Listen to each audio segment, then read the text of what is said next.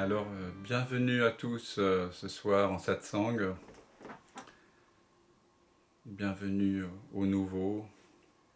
Bienvenue à tous les amis que j'ai de la joie à retrouver ce soir. Alors, vous êtes nombreux par Zoom. Et puis, il y a Maria qui m'a rejoint à Paris. Donc, en ce moment, les satsangs, évidemment, sont clos pour cause de confinement. Mais dès que ces mesures seront levées, on reprendra les satsangs à la maison à Paris, pour ceux qui sont parisiens ou pour ceux qui passeraient par là. Voilà, ça se passe en moyenne 2 fois par mois et en général le dimanche, plutôt vers 19h, 19h30 quand je le fais à la maison. Et puis nous avons 1h30, 2 heures de satsang, et puis nous partageons ensemble ici un petit repas avec ce que chacun a apporté. Mais depuis le mois de mars, on fonctionne quasi exclusivement par Zoom.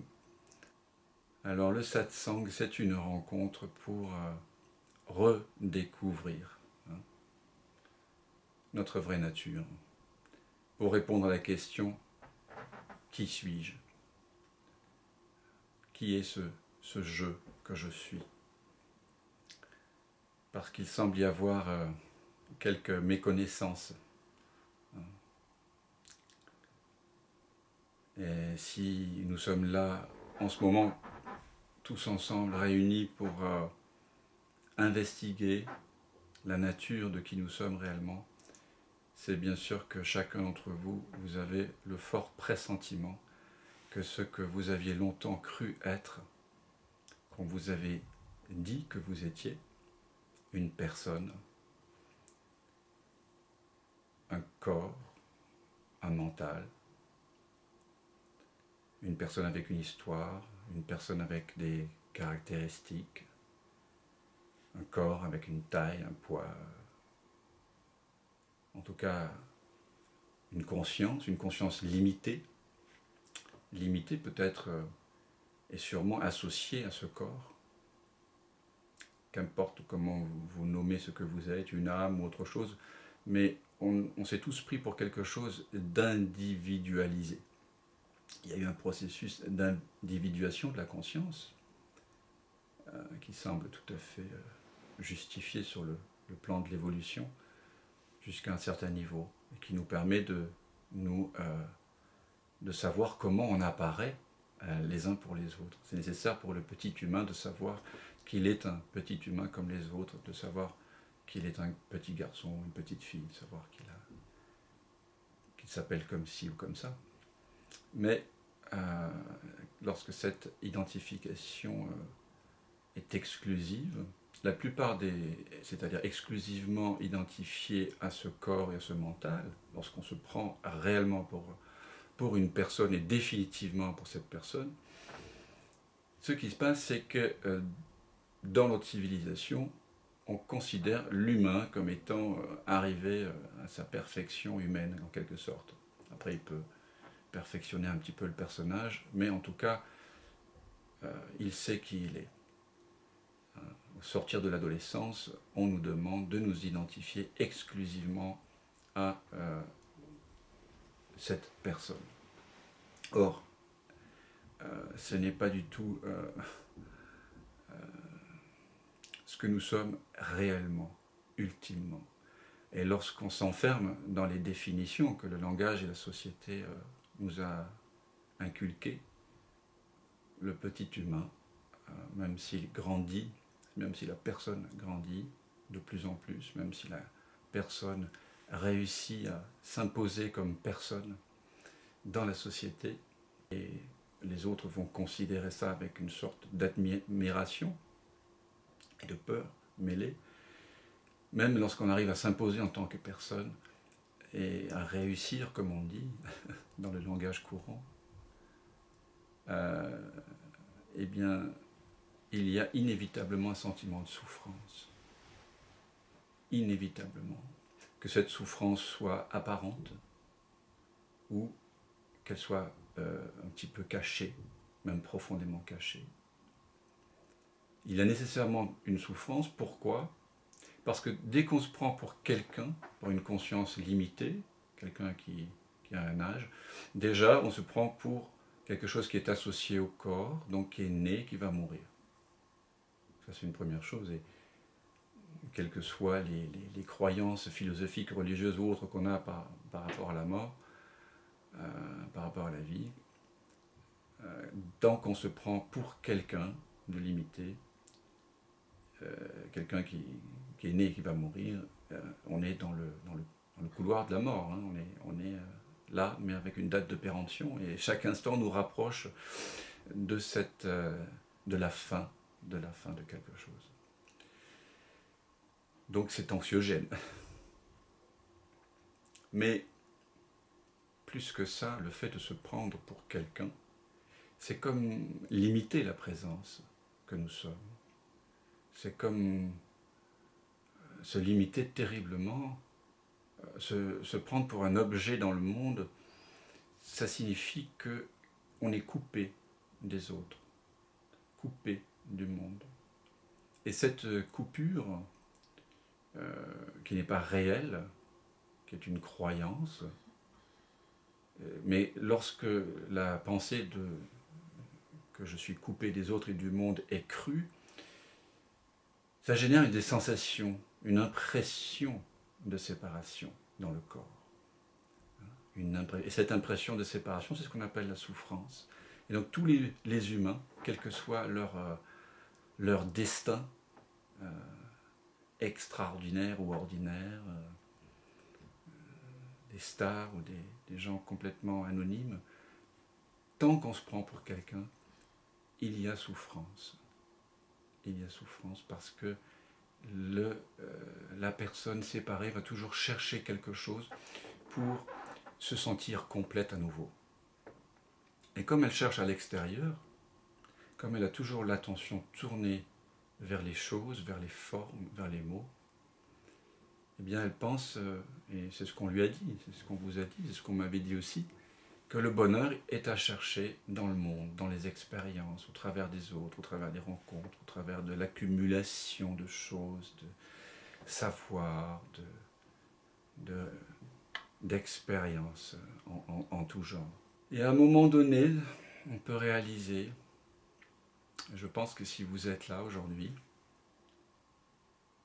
c'est que vous avez certainement réalisé cela, c'est qu'à un moment donné, on peut réaliser, en tant qu'humain, que la recherche de bonheur, la recherche de joie, la recherche de paix, ce qu'on recherche tous en réalité, ne peut jamais être totalement satisfaite au travers des différentes acquisitions, des différentes expériences qu'on peut faire dans le monde. Parce que d'abord, je pense comme moi, vous avez tous eu l'expérience que les bonheurs qu'on croit être liés au monde, la rencontre amoureuse, la réussite dans les études ou coïncider avec un métier qui vous passionne, etc. À un moment donné, tout ça s'est fragilisé parce que il peut y avoir la maladie, on peut perdre l'autre, on peut ne plus être reconnu par nos pairs, etc., etc. Et donc, vous avez tous ce pressentiment de la fragilité, du bonheur, de la paix et de la joie éprouvée au travers des désirs que vous avez chacun d'entre vous pu atteindre dans votre vie.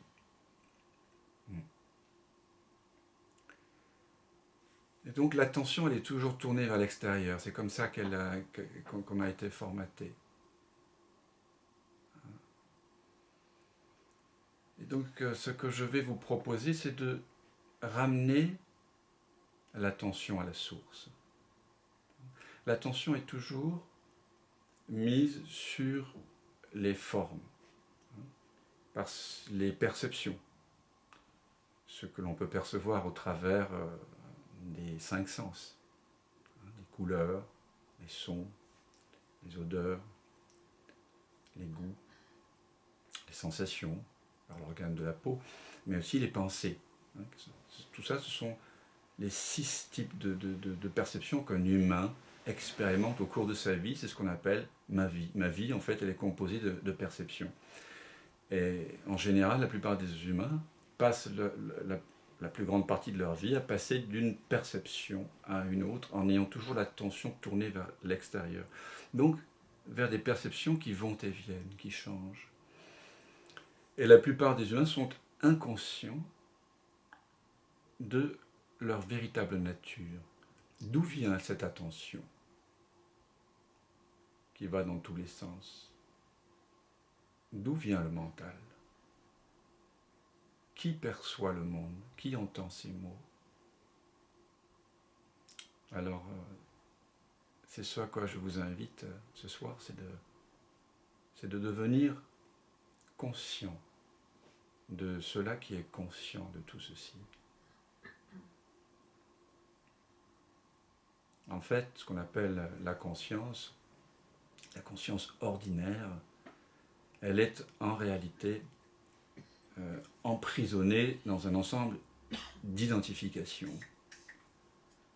Et donc, le satsang est là pour, on pourrait dire, un peu lever le sortilège qui pèse sur cette conscience ordinaire, qui s'est enfermée dans des définitions, hein, sur le je, sur qui vous êtes réellement. Alors, j'ai envie de partager avec vous ce soir une pratique un petit peu iconoclaste pour dépoussiérer l'attention. Vous pouvez remarquer que l'attention qu'on a est en général encombrée de filtres, de croyances, de conditionnements, d'habitudes, d'automatismes. C'est rare que l'on regarde avec un œil, un regard impersonnel. On regarde toujours en tant que quelqu'un, ou souvent en tant que quelqu'un. Et quand on regarde en tant que quelqu'un, qu'un homme, une femme, qui a un certain âge, qui a certaines connaissances, une certaine ignorance, à travers nos divers savoirs et conditionnements, on ne regarde pas vraiment. Donc je vais vous proposer une petite pratique d'attention, parce que vous savez que la clé pour se découvrir soi-même, c'est l'attention. C'est ce retournement de l'attention vers la source. Et là, je vais vous proposer une pratique qui est un petit peu différente, qui va consister finalement à épuiser l'attention de façon à ce que l'attention, dans son épuisement, finisse par révéler sa propre source en quelque sorte.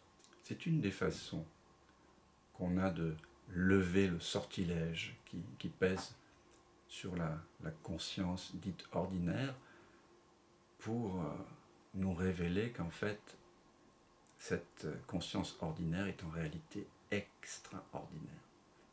Que c'est au cœur même de cette ordinaire, de cette conscience ordinaire, que se trouve le plus grand des trésors. Et c'est ça qui est absolument incroyable. Et c'est pour ça aussi que Wei Wu-wei, qui était un lord irlandais qui a une vie palpitante, mais entre autres a découvert sa vraie nature, a écrit des livres sur la non-dualité,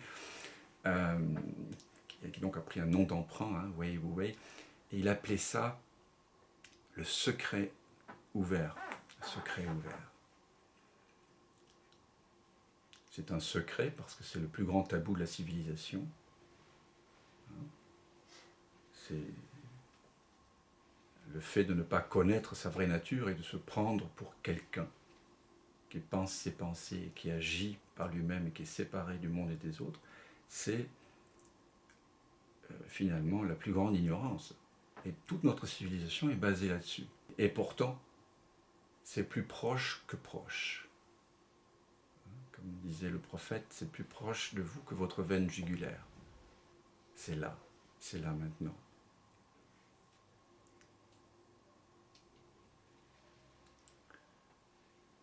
Et cette intimité, est la même en chacun de nous, en cet instant. Il y a 70 amis qui sont présents là, et Maria, moi-même, et chacun a des pensées qui sont privées, des perceptions qui leur sont personnelles. Vous avez des sons que vous entendez, vous avez un ressenti corporel qui est privé. Et toutes ces choses très privées apparaissent dans une présence qui, elle, est votre plus grande intimité, plus intime encore que les pensées.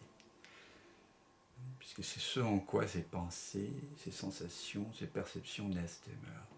Alors, on est souvent en train de défendre ou de propager ce qui est privé, de faire la publicité de ce qui est privé. Et là, on essaie de partager ce qui est intime. Et ce qui est incroyable, c'est que c'est cette intimité, la réalité de cette présence, cette intimité réelle, c'est cela que nous sommes. C'est peut-être uniquement cela que nous pouvons réellement partager. Voyez ? Les ressentis de chacun sont différents à cet instant, les pensées sont bien sûr différentes. Les perspectives, ce qui est devant vous, les couleurs, vous êtes tous plus ou moins dans des logements différents, et si vous êtes plusieurs, la perspective n'est pas la même.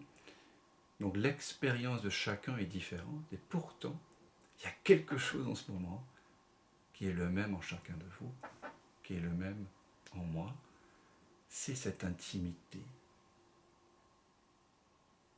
la conscience, cela qui est conscient, qui est présent à tout ceci, qui précède toutes ces perceptions, toutes ces pensées, et qui est conscient d'elles. Dans l'état de conscience ordinaire, ce qu'on appelle la conscience, finalement, c'est être conscient d'un objet. Et on croit que la conscience se réduit à ça. Mais lorsqu'on ramène l'attention vers la conscience, qui est consciente des objets, et qu'on permet à la conscience d'être consciente d'elle-même, non pas comme un objet, mais simplement consciente d'elle-même, c'est-à-dire être sciemment, alors quelque chose d'extraordinaire se produit.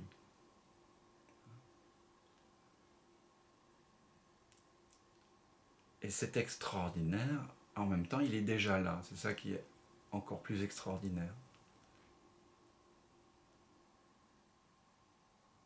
Quelles que soient les perceptions que vous avez en cet instant, quelles que soient les pensées donc privées qui apparaissent et disparaissent, qu'elles soient positives ou dites négatives, quelles que soient les émotions qui sont là, les sensations, vous pouvez chacun ramener l'attention depuis ces perceptions vers cela qui en est conscient, vers cette présence en vous. En fait, il n'y a même pas à ramener quelque chose vers quelque chose d'autre, puisque c'est ce que vous êtes déjà. Donc évidemment, dans un satsang, on pointe ensemble vers quelque chose qui est en deçà des mots, au-delà de toute forme, mais avec des mots. Donc on fait des concessions à la dualité pour, à un moment donné, laisser émerger à la conscience. Et donc quand on lève le voile, quand on lève le sortilège qui semble enfermer la conscience dans des définitions, qui semble associer la conscience à ce dont elle est consciente, quand la conscience se retourne vers elle-même et découvre sa splendeur, sa paix, sa joie, là il y a un miracle. Et ce miracle se produit en cet instant, en chacun de vous.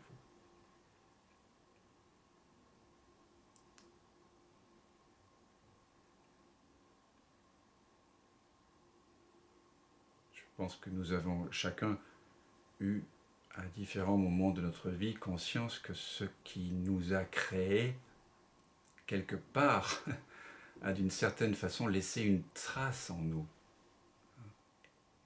Et vous êtes là aujourd'hui parce que vous pressentez que vous pouvez, par cette trace, remonter à la source. Parce qu'elle est là.